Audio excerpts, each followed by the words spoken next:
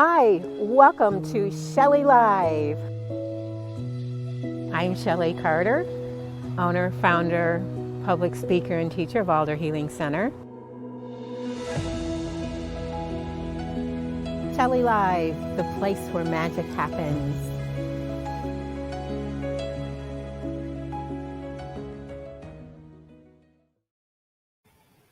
I was so present too the other day that not only does it feel like this year's flying by, but February is Heart Healthy Month and it's Valentine's. Yay! Oh, wait, and it's my birth month. Yay! So, welcome to Shelley Live. I'm your host, Shelley Carter, owner and founder of Alder Healing Center here in beautiful Lombard. And today I'm going to let you know that at the end of the show, we're going to be gifting away 5 free 15-minute custom meditations. So for those of you who are listening, type in Heart 15 to receive your meditation. And then there's another something special that will be presented at the end of the show. And so stay tuned. Be sure and subscribe and like. Send us comments because this is going to be an engaging conversation between you listening in as well as just questions that I filter through with clients during the week. So our topic of conversation today is, are you a victim to your body? So what might that mean? And can you save yourself through food? Our guest today is Dr. Israel. Dr. Israel can be found here at Alder Healing Center. So, Dr. Israel, welcome to Shelley Live. Thank you, Shelley. Thanks for inviting me. I'm grateful to be here, and hello to all of you out there. It's so great to have you here. And the topic of conversation is one that I'm in on a daily basis, on a regular basis, which I'm sure you are also. And it's the question then becomes is how do we get nutrient dense foods in our systems? It's one thing to go to the store and buy food if we can get to the store. It's another thing, conventional versus organic. And then it's like, okay, is there more than that? And so that's part of what we're going to be talking about today. Um, what is your heart telling you today? Is it happy? Is it sad? Did you wake up saying, woohoo, I'm ready to start my day? Or are you like, covers over the head, I'm going back to sleep? So let's ponder that for a moment. And while you're pondering, Dr. Israel, if you can share a little bit about yourself and what got you involved in the projects that you do and becoming health and balance and finding that happy place. So, would you like to share with us? Yes. Um, well, I went to National College of Chiropractic, is now the National University of Health Sciences in Lombard, Mm-hmm. and I started practice in 1985. And my practice is also heavily nutrition, and so I've been preparing nutritional diets for people and also going to their homes and teaching them how to prepare healthy meals. So that's where it started. Wow. So that was how long ago? Ooh, that was 38 years ago. Now, you have an interesting childhood growing up. So, um, you one of the things that you've said is like, Shelley, I am not of this world. Somebody beam me down. So Yeah. let's start at the age of 5 moving forward. Okay. Well, at age 5, I asked my mother, "Who am I? Why am I here? And why am I on this planet?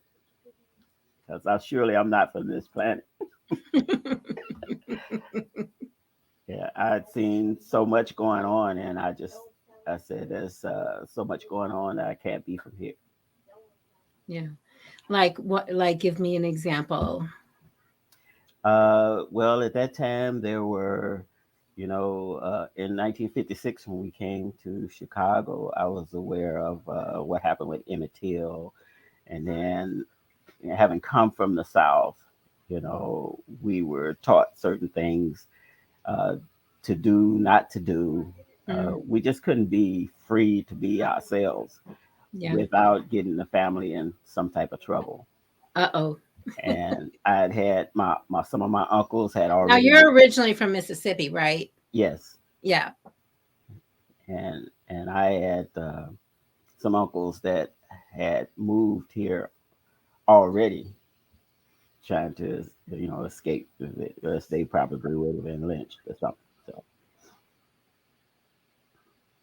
yeah, Yeah. so I was aware of all of that, and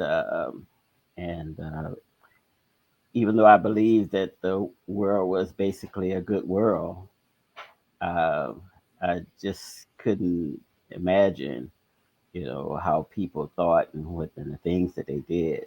That was like it was evil to me. Mm. And then you found food. Yes, yeah. My mother was a cook, um, and my father. Both of them were in spiritual studies, and so I directed most of my questions that way. And I learned to prepare some of my mother's dishes that I really liked, you know. And she had us to go through a cleansing every spring and every fall, Mm. but the cleansing was with castor oil. Woo! For those of you out there who know anything about Castro, oh baby, I don't even know how she got it in you. Well, it was like you take the castor oil, and she had a spoonful of honey or peppermint or something afterwards. So yeah.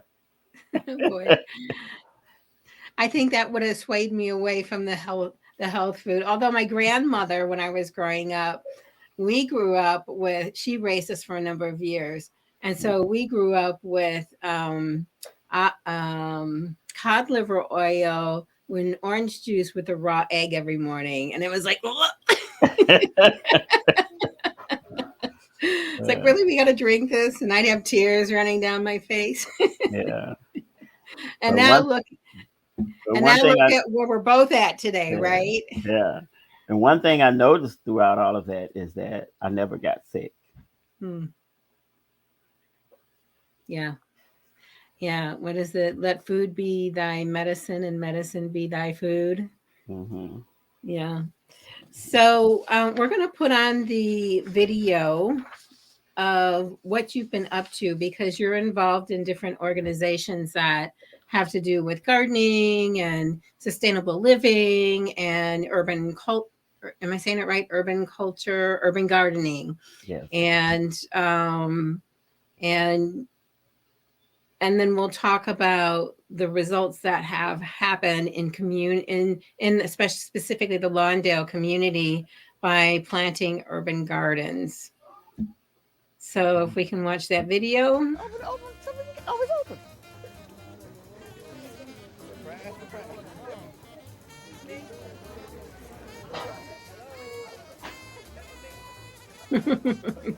I love that everyone These looks like they're having fun. okra, and Yeah. these are banana peppers. And over there, she got string beans lined up. My neighbor, she kind of comes out and help me.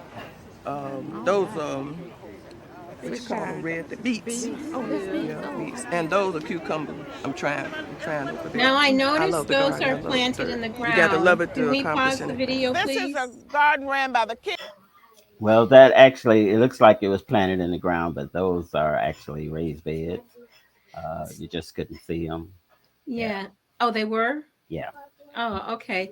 So one of the questions that someone had asked me because they live in the city of Chicago, and when you're clearing out where an apartment complex or a home used to be, and people were dumping um, their garbage and cars, leaving them there, like how do you prepare the soil for that type of an environment, or can you? Yes. Well, first we always do soil tests, and we do contamination tests to see what's there. Is there lead? Is there cadmium? Is Are those type of things present? Hmm. And then we would, uh, do sometimes 6 to 12 inches of wood chips just to separate ourselves um, from that ground. And it's always recommended in an urban environment that you uh, have raised beds. Okay. Yeah, and Is that because of the contaminants that's actually in the ground, right? yes, you want to separate yourself from the contaminants in the urban environment. Okay. So we'll head back to the video. Kids of the neighborhood. These vegetables they take to the market. That looks gorgeous. And this is actually the farm on Ogden. We want the kids to be able to identify the beauty with the flowers and stuff like that. Because, the kids need to see something nice and not just all concrete and jungle. We designed this the garden in this pen. We had tomatoes, kale, Swiss chard. It's all kind of this is the herb garden here, the herb box here. This is tomatoes. It is a nice peaceful place for the community. You can always come up and volunteer.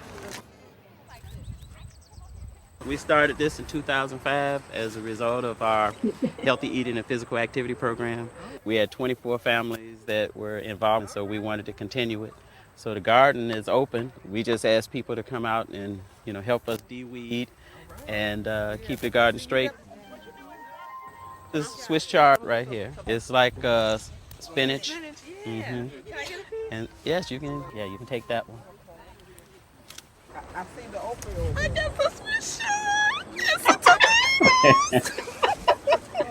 I'm gonna have me a salad tonight. A fresh salad.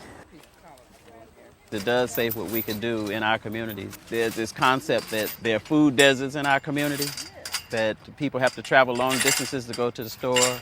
And some people have said that because we have to travel those distances that they can't really get good vegetables.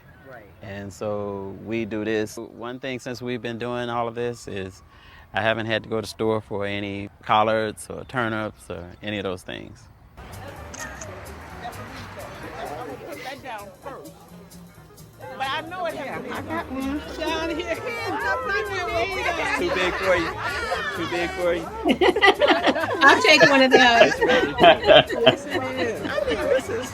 He went right down in here somewhere. This is our African garden. Lot, and people parked cars on it, and they threw rubbish on it, and we decided to make a garden so that to keep the people from dumping on it. It's really beautiful when you wake up in the morning and you look out and you see all the flowers and the butterflies and all of the different little insects that go with the garden that you don't never see, the birds, the lightning bugs, all that. It's really wonderful.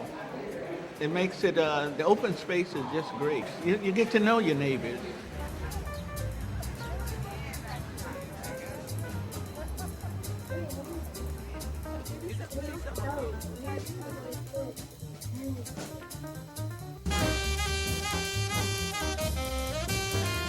So there was another video you sent that was it wasn't produced by a minister, but she was actively involved in helping the communities with their gardens and that type of thing. And part of what I love about what you're doing, Dr. Israel, is it actually helps create community inside the community. So anything you want to say about that? Yeah, that's one of the benefits of community gardens. You get to interface and know your neighbors. Um, you get the fellowship. We create events in the garden, and it's one way of building a community and focusing on what we want, and what we get what we want, we can erase the things that we don't want. We approach it from that standpoint. Yeah. So there's a couple things I want to talk about. One is nutrient dense foods. The other is one of the things on her video she mentioned is that the crime rate went down over, I think it was like 58%. It may be higher at this point. And I don't know what span of time that was, but for the crime rate to come down that amount, that's like enormous. I can see it just transforming your community. And before I go into WTTW, what do you want to say?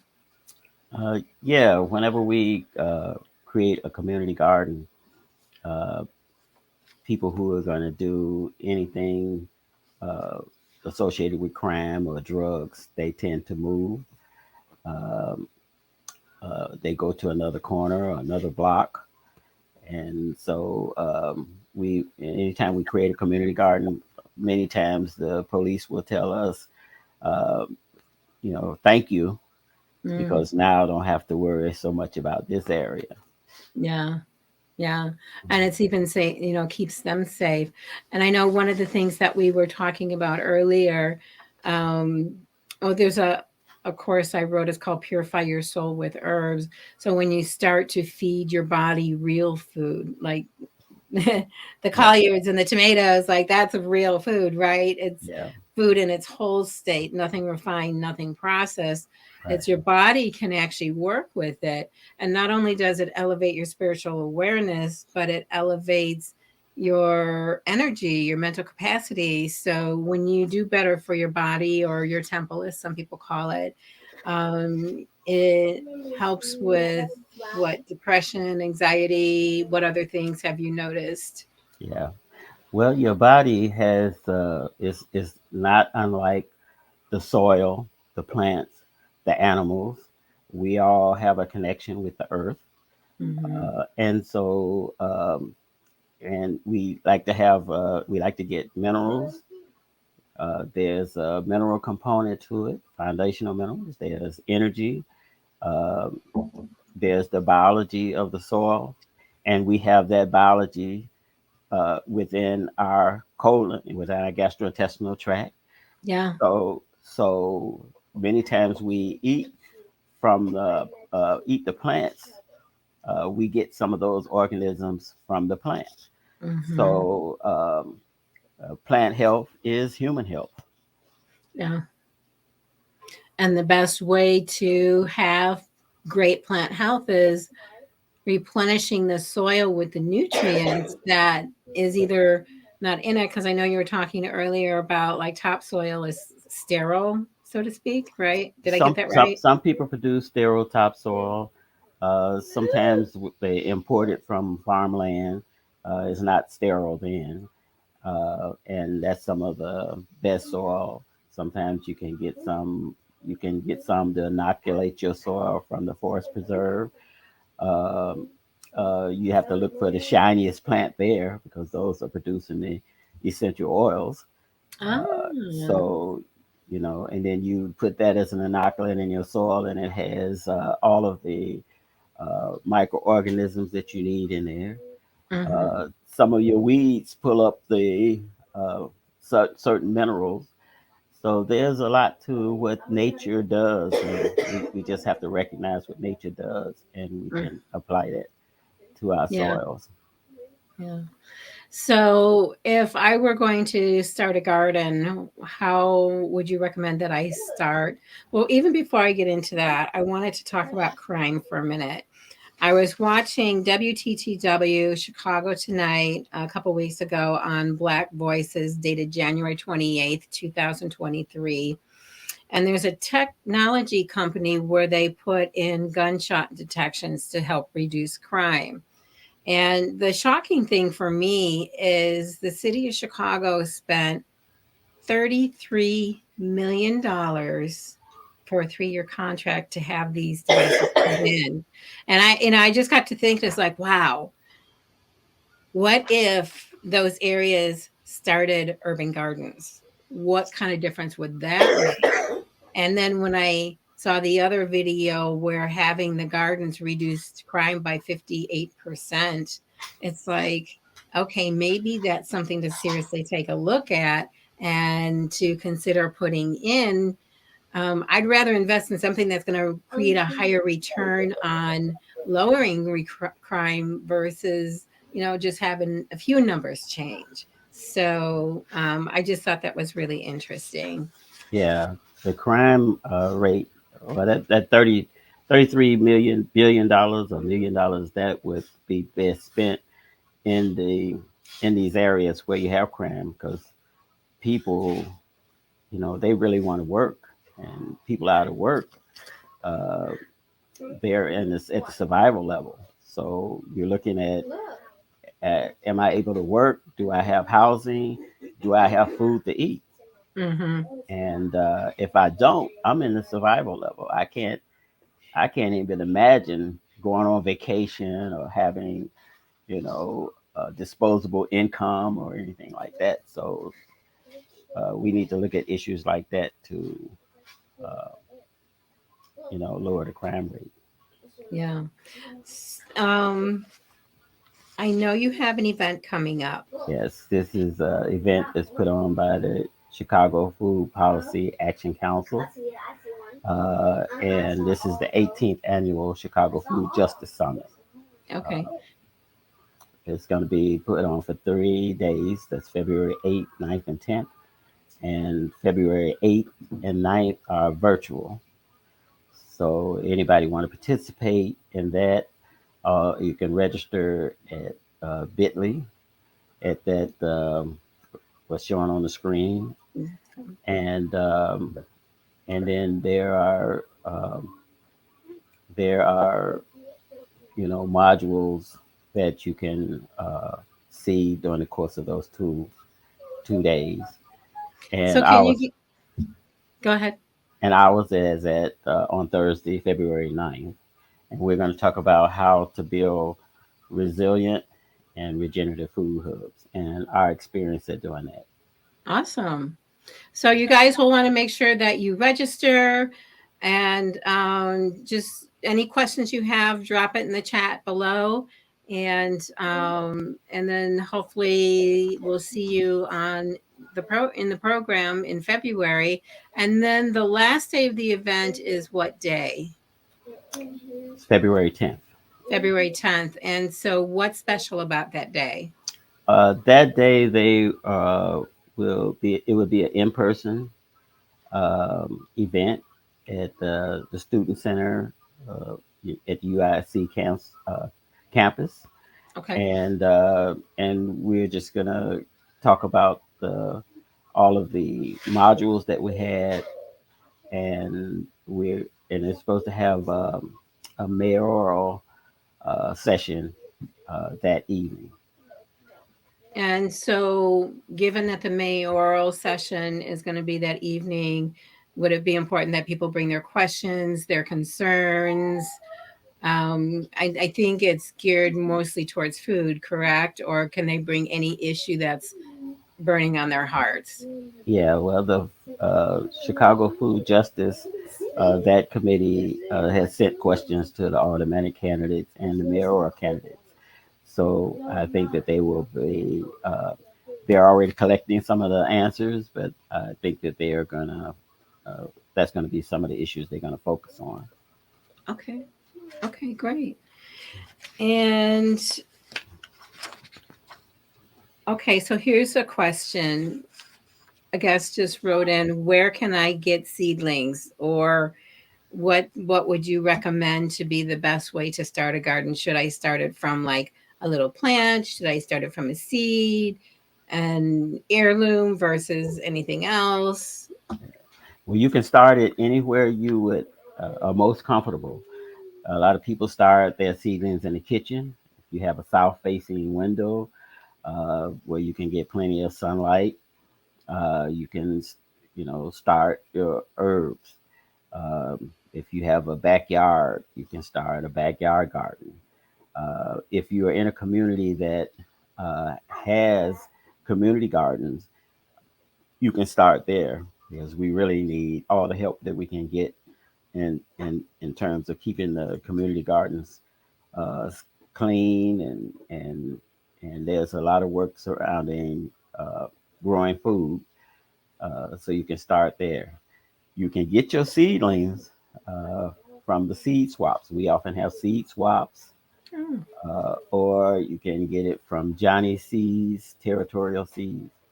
All you have to do is uh, Google some of those, and there are seed companies all around. Um, But I will say, from what I hear, not all seeds are created equal. that's right. Sometimes if you have uh, uh, well, there are inferior seeds, and the way you can tell is the seed usually if it's plump, uh, it may be a good seed, but if it's flat, it may not germinate uh, that well, or it may not germinate at all. But it's interesting when you have plant seeds in a great environment and nutrient dense soil. Hmm.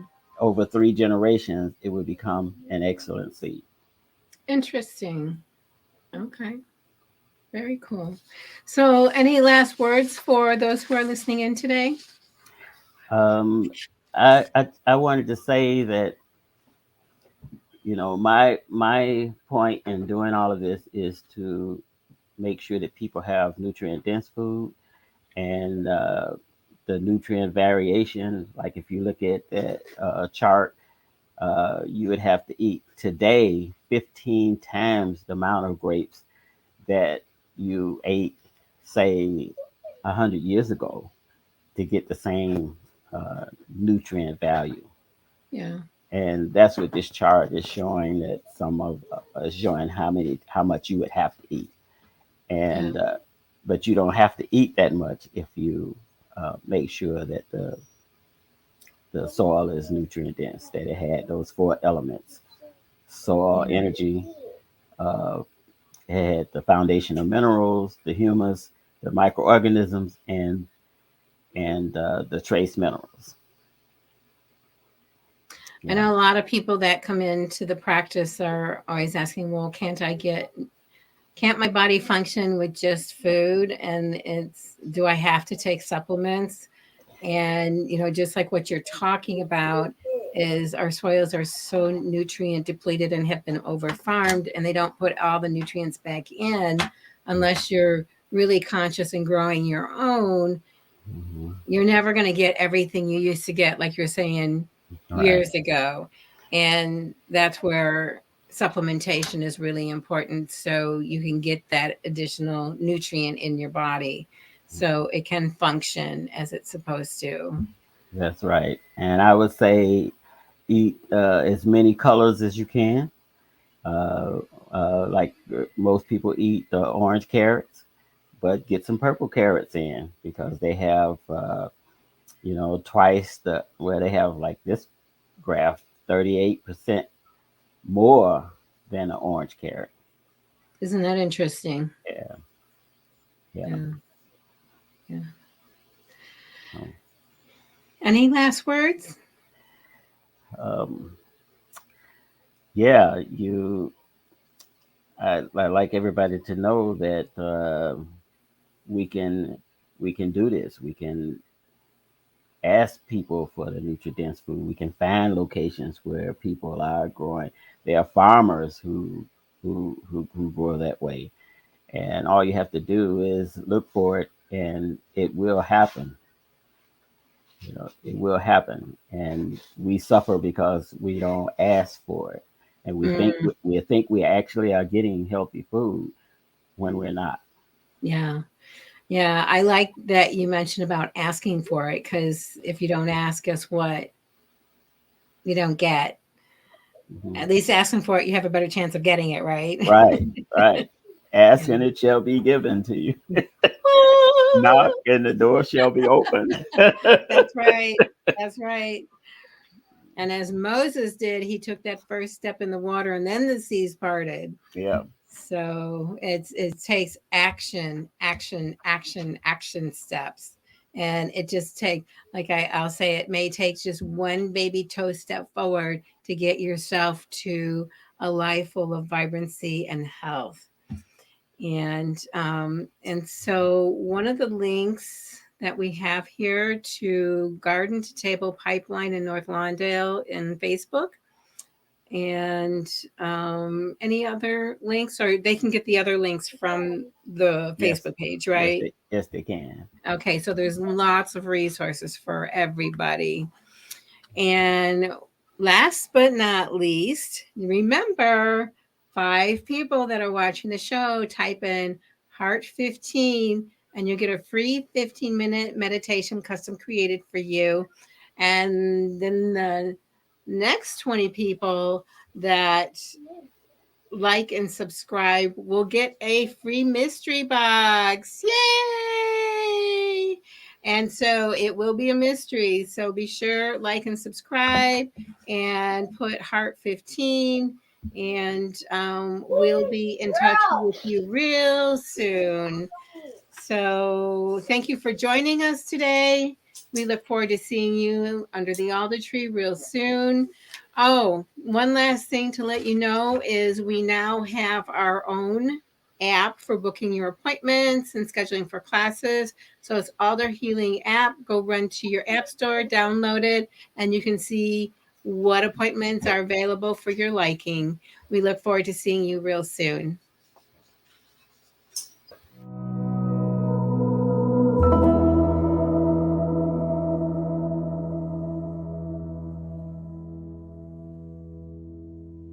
So come join us under the alder tree where magic happens.